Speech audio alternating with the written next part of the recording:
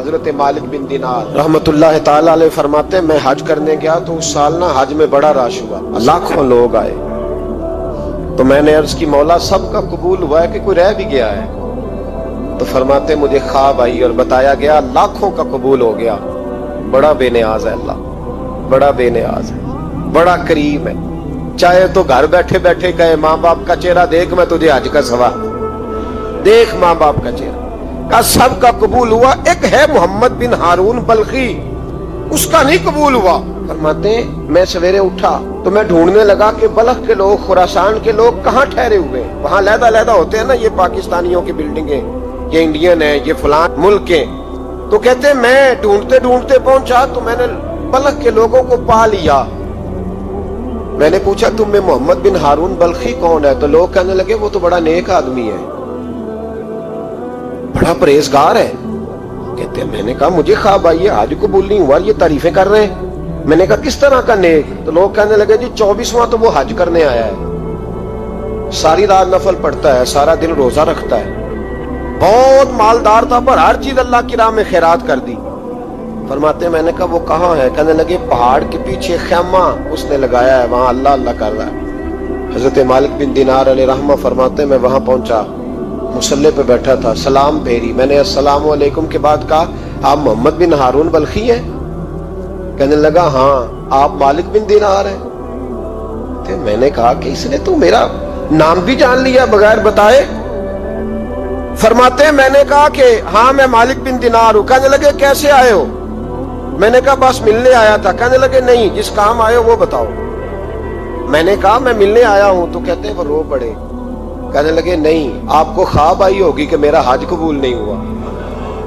کہتے ہیں میرے رونگٹے کھڑے ہو گئے کہ اسے اتنا بھی پتا ہے کہ میرا حج قبول نہیں ہوا۔ میں نے اس کو کہا کہ تجھے کیسے پتا کہ مجھے خواب آئی ہے؟ کہنے لگا مالک بن دینار مجھے 24 سال ہو گئے، میں اس بے نیاز کے گھر کا طواف کرتا ہوں، میں حجر اسود کے بوسے لیتا ہوں، میں مقام ابراہیم پہ نفل پڑھتا ہوں، میں صفا مروہ کی صحیح کرتا ہوں، پر 24 سال بیت گئے۔ جب میں طواف وداع کرنے کے قریب آتا ہوں تو کوئی نہ کوئی اللہ کا ولی آ کے کہتا ہے دوڑ جا تیرا کوئی نہیں قبول ہوا۔ 24 سال۔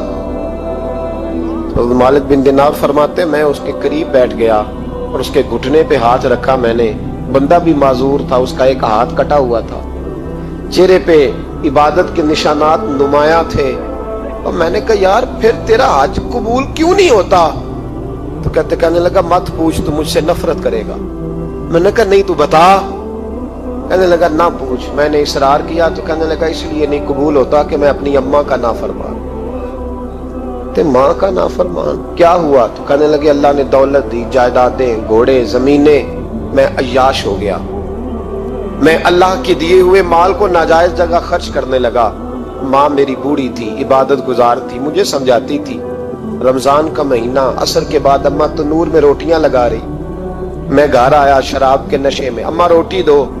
ماں کہنے لگی شرم کر، روزہ رکھا نہیں تو جنہوں نے رکھا ہے ان کا تو خیال کر۔ کہتے ہیں یہ لفظ میں نے سنے تو ماں کو ایک تھپڑ دے مارا، اماں جلتے ہوئے تندور میں گر گئے، لوگوں نے مجھے کمرے میں بند کر دیا۔ کہتے ہیں ساری رات میں شور سنتا رہا پر نشے میں پڑا رہا۔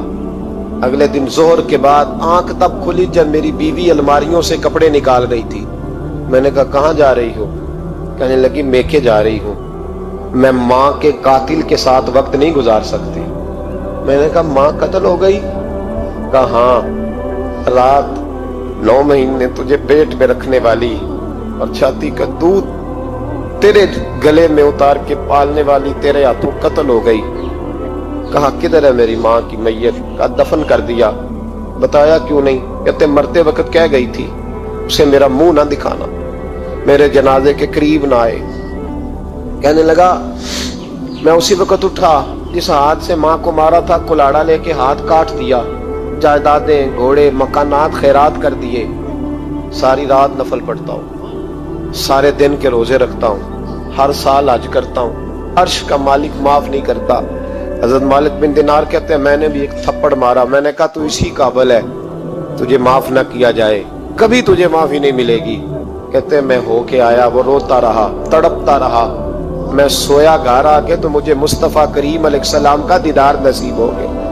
نبی پاک صلی اللہ تعالی علیہ وسلم نے فرمایا مالک تو اسے کیوں مایوس کر آیا ہے اللہ کی رحمت سے، کیوں کہہ آیا ہے اسے؟ میں نے کہا حضور اتنا بڑا قاتل ماں کا کیسے معافی ملے گی؟ تو محبوب فرمانے لگے اس کی ماں کی وجہ سے ہی اسے معافی ملے گی، ماں کی وجہ سے۔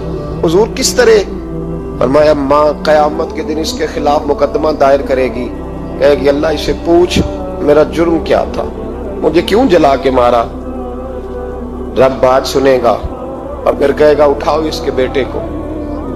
ماں او بچے کی ماں بھیجے نا اب تیرے بیٹے کو سزا دے، کہے گی یا اللہ سخت سزا دے، تو رب کریم فرمائے گا اٹھاؤ اسے جہنم میں لے جاؤ۔